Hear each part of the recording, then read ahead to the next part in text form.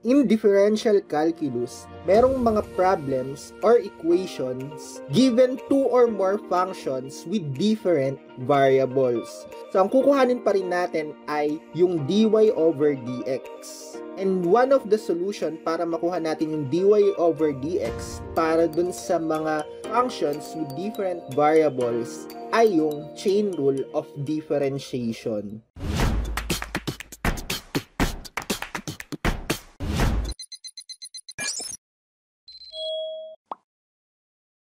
Hey, what's up everyone? Ito pa rin ang engineer nyo ngayong araw, Engineer Mark Anthony Aruta. And our lesson for today is all about chain rule of differentiation. So let's proceed dun sa first solution natin para sa given function natin. So para sa chain rule of differentiation number 1, kapag meron tayong dalawang functions na y is in the function of u and u is in the function of x, so, paano natin nahanapin yung dy over dx?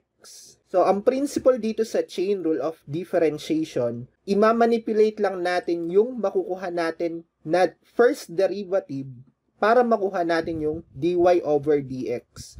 So, for instance, para sa first function natin na y is in the function of u, ang makukuha natin ay dy over du.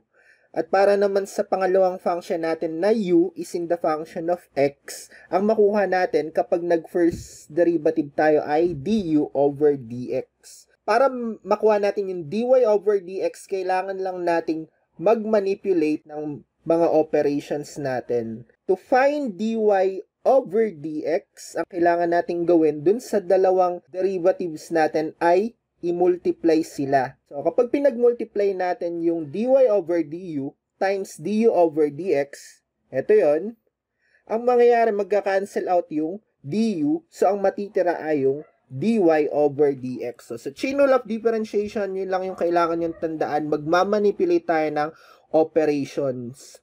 So, let's start with example number 1. If y is equal to negative 2 over u minus 1, and u is equal to x squared minus 2x plus 1, find dy over dx. So, since pinapahanap yung first derivative ng y with respect to x, pag inanalyze natin itong given natin, di natin yun makukuha agad by differentiating yung first function natin.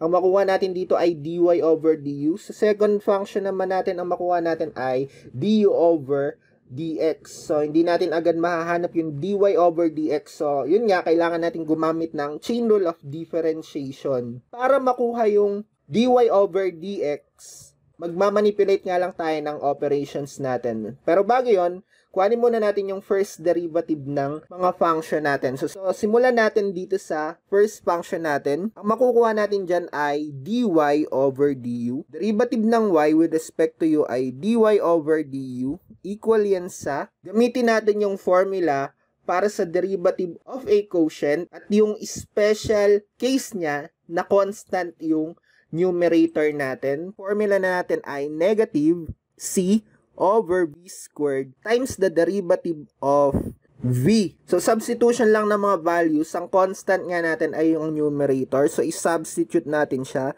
So, negative c. Ang c natin dito ay negative 2 over v squared natin. Ang v natin ay u minus 1. So, i-squared natin yon. Derivative ng v with respect to u. So, d over du ng u minus 1. Solving for dy over du, equal na yan sa positive 2 divided by u minus 1 squared. Derivative ng u minus 1 with respect to u ay positive 1. So, ang dy over du na natin ay 2 divided by u minus 1 squared. Next naman ay kuhanin natin yung first derivative ng second function natin. That is u is in the function of x. Therefore, kapag differentiate natin yung u, ang makukuha natin ay du over dx. So, equal yan sa derivative ng sum or difference of two or more terms. Derivative ng x squared ay 2x. Derivative ng negative 2x ay negative 2. Derivative ng 1 ay 0. So, therefore, ang du over dx natin ay equal sa 2x minus 2. So, yun nga, para mahanap yung dy over dx, kailangan nating i-manipulate yung first derivative natin gamit yung mga operations na available natin sa mathematics. So, kapag in-analyze natin yung given derivatives natin, meron tayong dy over du at du over dx.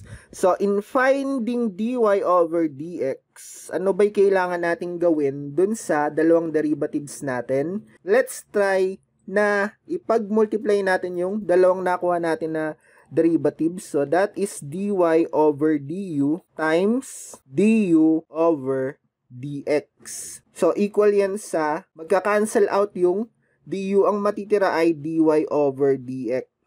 Therefore, ang solution na natin ay multiplication ng first derivatives. Kuhanin na natin yung dy over dx. Ipag-multiply lang natin yung dalawang sagot natin na first derivatives. Dy over dx equal daw yan sa dy over du times du over dx. So, substitution, ang dy over du na natin ay 2 over u minus 1 squared times ang du over dx natin ay 2x minus 2. So, dy over dx natin ay equal sa 2 times 2x minus 2 divided by u minus 1 squared. So, mapapansin nyo, yung right side ng equation ay function of x and u. So, kapag binansin natin yung first derivative na hinahanap natin, dy over dx, nanggaling dapat siya sa y, is equal to the function of x. Pero yung right side natin ay composed of two variables, that is x and u. So, para masimplify natin itong equation natin na to, kailangan lang nating i-convert yung u sa function of x gamit yung given dun sa example natin. Dun sa example natin, yung pangalawang function natin, meron tayo equivalent na u in the function of x. So, that is u is equal to x squared minus 2x plus 1. So, i-substitute lang natin yun dito sa nakuha natin na dy over dx. Para yung right side ng equation natin ay exclusively para sa variable na x. So, ang u natin dito ay equal sa x squared minus 2x plus 1. So, equal na to sa 4x minus 4 divided by, ang u natin ay x squared minus 2x plus 1 minus 1 squared. Therefore, ang dy over dx na natin ay equal sa 4x minus 4 divided by x squared minus 2x. So, 1 minus 1 ay 0. So, matitira ay x squared minus 2x squared. Ito na yung sagot natin para sa example number 1.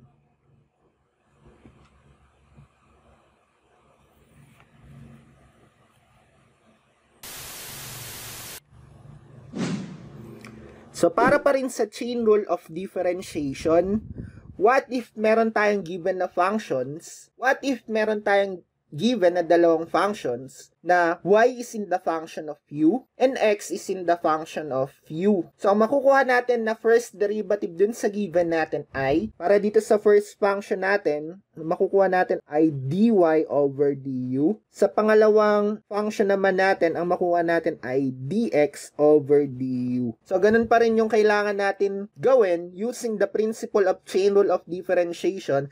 Kailangan lang nating mag-manipulate ng first derivatives natin or yung nakuha natin na sagot gamit yung mga given na operations natin. So, in finding dy over dx, kapag pinag-multiply natin yung dy over du tsaka dx over du, ang matitira ay, so try natin, dy over du times dx over du. Ang makukuha natin ay dy dx over du squared. So, hindi natin na nakuha yung dy over dx. So, mag-try tayo ng another operation. So, i-try natin i-divide yung dalawang derivatives natin. So, yun nga, ito yun. Try natin yung dy over du divided by dx over du. So magka-cancel out yung du. Ang matitira ay dy over dx. Therefore, ang solution natin para sa ganitong given na functions ay division para makuha yung dy over dx. So take note na lang na hindi limited yung functions natin para sa y is in the function of u at x is in the function of u. Pwede tayong gumamit ng iba pang variables or pwedeng gumamit yung problem ng ibang variables, pero ang solution pa rin natin ay yung chain rule of differentiation. So magmamanipulate nga lang tayo ng first derivatives or ng derivatives at saka ng operation na gagamitin natin. So hindi limited yung mga variables natin dyan sa functions natin na given. So, let's take example number 2. If y is equal to 1 minus 2u squared and x is equal to u divided by 1 minus 2u, find dy over dx. Dahil ang nawawala ay first derivative ng y with respect to x. So, hanapin muna natin yung first derivative ng first function natin. So, kapag dinifferentiate natin itong y, ang makukuha natin ay dy over du. So, dy over du equal yan sa, gamitin natin yung general power formula. So, that is n. Ang n natin ay 2 times yung function natin na 1 minus 2u raised to n minus 1. So, 2 minus 1 ay 1. Di ko na siya ilalagay.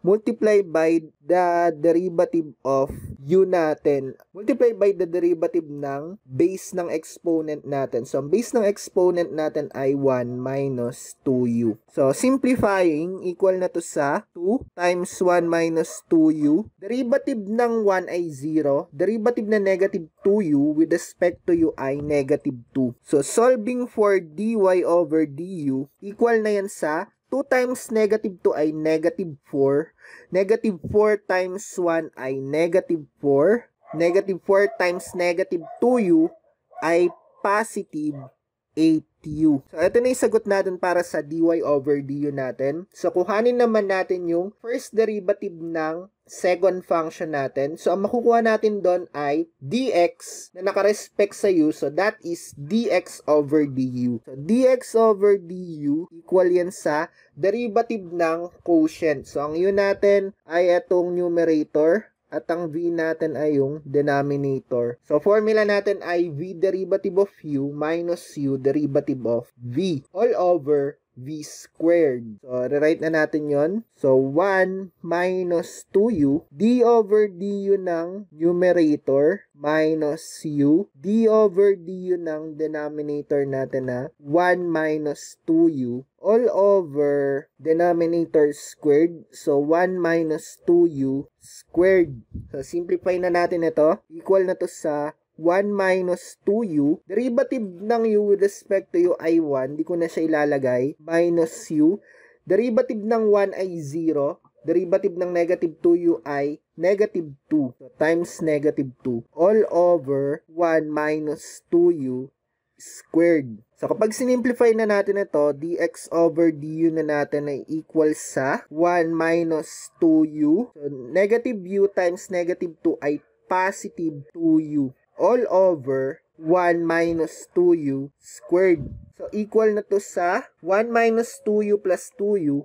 Cancel yung dalawang terms natin na yan. Ang matitira ay 1 over 1 minus 2u squared. Kapag meron na tayo sagot dun sa dalawang function natin, pag nakuha na natin yung first derivative nila, tingnan natin kung paano natin mahanap yung dy over dx. So, dy over dx, yun nga, principle tayo ng chain rule. Magmamanipulate lang tayo ng derivatives natin gamit yung mga operations na available. So, paano natin mahanap yung dy over dx? So, meron tayo ay dy over du and dx over du. Try natin yung division or i-divide yung dalawang derivatives natin. So, numerator, halimbawa natin ay dy over du. Divide natin siya sa dx over du. So, ito yung operation natin na gagamitin. Kapag sinimplify natin yan, extremes muna tayo. Siya yung numerator natin. Equal yan sa dy times du. Min natin siya yung denominator. That is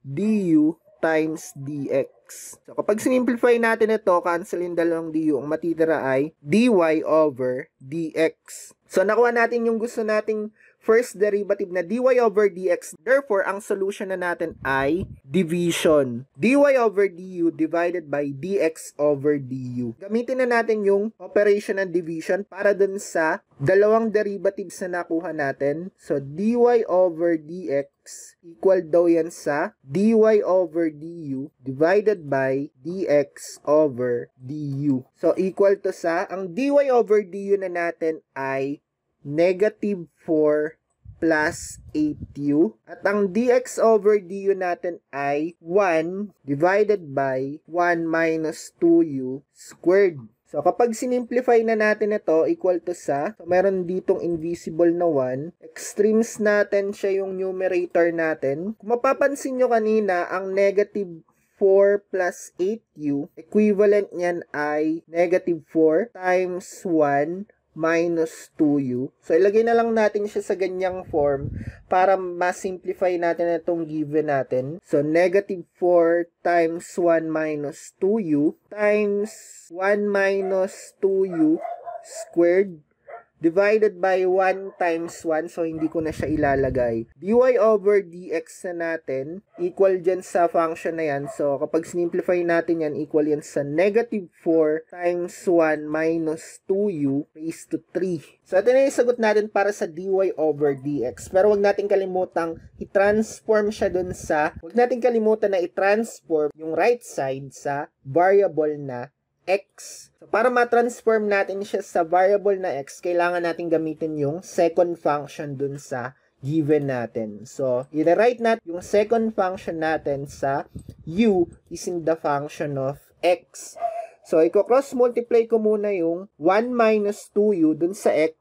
So, ito yung second function natin. X is equal to u divided by 1 minus 2u. So, i-cross multiply ko muna to sa kabila. Equal na yan sa x times 1 minus 2u is equal to u. Simplify natin ito. I-distribute natin itong x dun sa dalawang terms sa loob. So, equal yan sa x minus 2u. X is equal to u. Lahat ng terms na merong variable na u dun sa isang side ng equation. So, ilipat na lang natin itong negative 2ux dun sa right side ng equation. So, x is equal to u plus 2ux. So, i-factor out natin yung u. X equal na yan sa u times 1 plus 2x. So, solving for u, ang u na natin ay equal sa x divided by 1 plus 2x. Substitute lang natin siya dito sa nakuha natin na sagot sa right side. Ang u daw natin ay equal sa x divided by 1 plus 2x. Equal na to sa negative 4 times 1 minus 2u. So, 1 minus 2 times, ang u natin ay equal sa x divided by 1 plus 2x raised to 3. So, equal na to sa negative 4 times 1 minus 2x over 1 plus 2x raised to 3. So, kuhanin na lang natin yung LCD ng dalawang terms natin sa loob. So, write natin itong negative 4 divided by, LCD nila ay 1 plus 2x. So, 1 plus 2x divided by 1 times 1 ay equal sa 1 plus 2x minus 2x raised to 3. So, kapag sinimplify na natin ito, ang dy over dx na natin ay equal sa negative 4 times 1 plus 2x minus 2x. So, magka-cancel out yung 2x tsaka negative 2x. Ang matitira ay 1 over 1 plus 2x cube. Or equal na to sa negative 4 over 1 plus 2x cube. So, 1 raised to 3 ay equal lang din sa 1 times negative 4 ay negative 4. So, ang final answer na natin para dito ay negative 4 divided by 1 plus 2x raised to 3.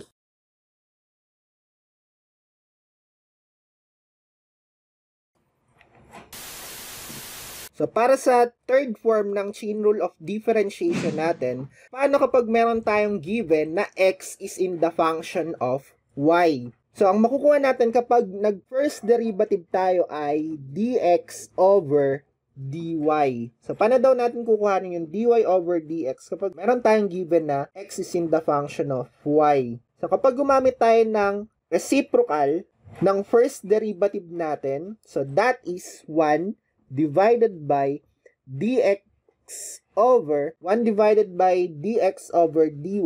So, ang makukuha natin ay dy over dx. So, kailangan lang nating i-reciprocal yung given natin. So, try natin yung example number 3.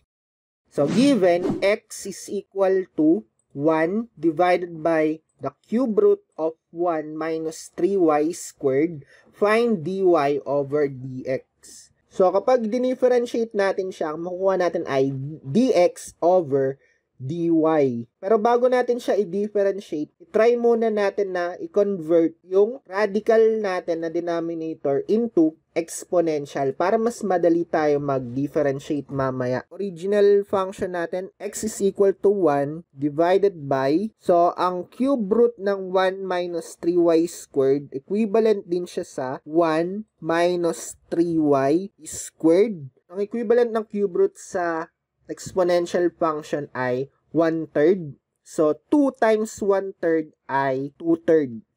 So, next natin ay pwede nating gawing numerator itong denominator natin by changing the sign of its exponent. So, pwede natin siyang ilagay sa form na 1 minus 3y raised to negative 2/3. So, ito yung i-differentiate natin. Ang makukuha nga natin dyan ay dx over dy. So, gamit yung general power formula, ang first derivative na niya ay equal sa negative 2/3. I-rewrite natin yung base niya na 1 minus 3y raised to n minus 1. So, negative 2/3 minus 1. So, para mas madaling mag-add or mag-subtract ng fraction, so, pwede natin siyang ilagay sa negative 2/3 minus 3 over 3. So, equal yun sa negative 5 over 3. Multiply by the derivative of 1 minus 3y. So, isimplify na natin ito. Dx over dy na natin equal yan sa negative 2/3. 1 minus 3y raised to negative 5 over 3. Derivative ng 1 ay 0. Derivative ng 3y with respect to y ay negative 3. So, dx over dy na natin equal yan sa, so, negative times negative ay positive. 3 divided by 3, magka-cancel out. So, equal na siya sa 2 times 1 minus 3y raised to negative 5 over 3. Or, dx over dy na natin equal sa 2 divided by 1 minus 3y raised to 5 over 3. So, para mahanap yung, ang pinapahanap sa example number 3 ay dy over dx. So, gamit yung pangatlong form natin sa chain rule of differentiation para mahanap yung dy over dx, equal daw yan sa reciprocal niya. So, 1 over dx divided by dy. So, equal yan sa dy over dx. So, kuhanin natin yung reciprocal ng nakuha natin na first derivative. So, dy over dx na natin, equal yan sa 1 divided by, substitution tayo ng mga values. So, 2 over 1 minus 3y raised to 5 over 3. So, kapag ginawa natin yung reciprocal niyan, ang dy over dx na natin ay equal sa 1/2 times 1 minus 3y raised to 5 over 3. So, meron ditong invisible na 1. So, 1 divided by 1. Kapag nag-extremes tayo, siya yung numerator natin. So, ang numerator natin ay 1 minus 3y raised to 5 over 3. Denominator natin ay 2. So, equivalent nga ng dy over dx natin ay 1/2 times 1 minus 3y raised to 5/3. Ang hinahanap natin na first derivative ay first derivative ng y with respect to x. So, nakuha pa rin natin yung mga variables na ginamit dun sa first derivative. Yung original variables dun sa function na hinahanap natin. So, pwedeng ito na yung maging final answer natin para sa example number 3. Pero pwede pa rin natin siyang i-convert sa function of x, yung right side ng equation, gamit yung original equation. So para sa last example natin, example number 4, if y is equal to 1 minus 2z, z is equal to 2u minus 2, and x is equal to 1 minus u squared, find dy over dx. Dito sa example number 4 natin, meron tayong tatlong functions. At dun sa forms ng chain rule natin, meron lang tayong maximum of 2 functions sa bawat form. So, paano natin isosolve yung dy over dx gamit yung tatlong functions na given natin? So, yun nga, kapag ginamit natin yung principle ng chain rule, hindi lang tayo limited dun sa tatlong forms na yon. Imamanipulate natin yung makukuha natin na derivatives gamit yung mga given na operations natin. So, ganun yung gagawin natin dito sa example number 4. Since ang nawawala dito ay dy over dx, first derivative siya, kuhanin natin yung mga first derivative ng given functions natin. So, para sa first function natin, ang makukuha natin ay dy over dz. So, dy over dz equal yan sa negative 2. Second function natin ay z is in the function of u. Ang first derivative na makukuha natin ay dz over du. Equal yan sa positive 2. At ang makukuha natin na first derivative sa third function natin ay dx over du. So, equal siya sa negative 2u. So, yan lahat na nakuha natin na first derivatives. So, ang next step naman, gamit yung principle ng chain rule, imamanipulate natin yung mga first derivatives gamit yung mga basic operations natin. Paano tayo makakakuha ng dy over dx gamit itong first derivatives na nakuha natin? So, solving for dy over dx. So, ang kailangan natin dito ay analysis para sa manipulation ng first derivatives. Ang gagawin ko, kailangan na sa numerator na agad si dy over dc. Yung dy natin, kailangan nasa numerator natin agad. Since ang nawawala ay dy over dx.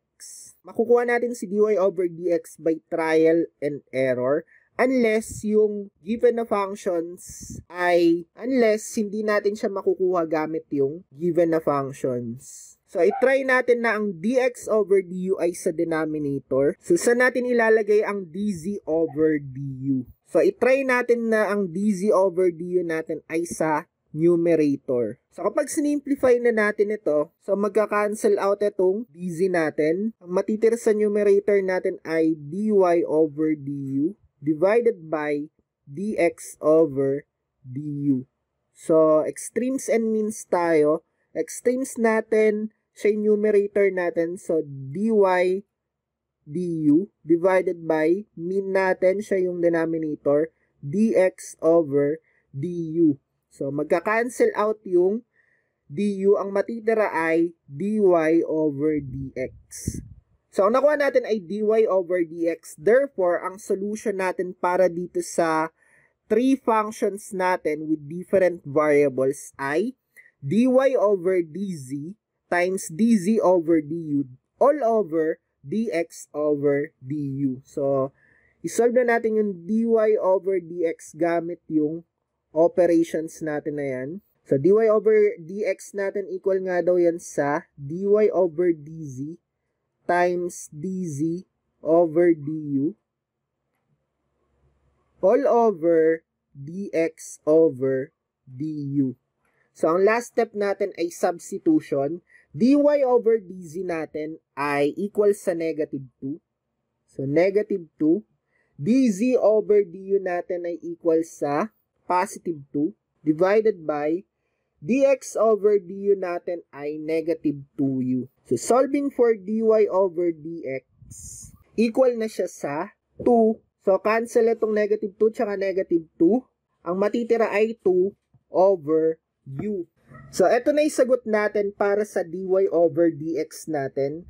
Kaso, yung first derivative natin ay originally from y is in the function of x dahil dy over dx siya. So, kailangan natin i-convert yung variable na u isa dun sa mga function natin na yon. So, either y or x. I-transform na lang natin yung u sa function of x gamit yung given natin na third function. So, ang third function natin ay x is equal to 1 minus u squared. So, solving for u, itatranspose ko sa kabilang side yung u squared, magiging positive u squared na siya. Is equal to 1, itatranspose ko yung x sa kabilang side. So, 1 minus x. So, solving for u, ang u na natin ay equal sa square root of 1 minus x. So, substitution dun sa variable na u, dun sa dy over dx natin. So, dy over dx equal na yan sa 2 divided by, ang value ng u natin ay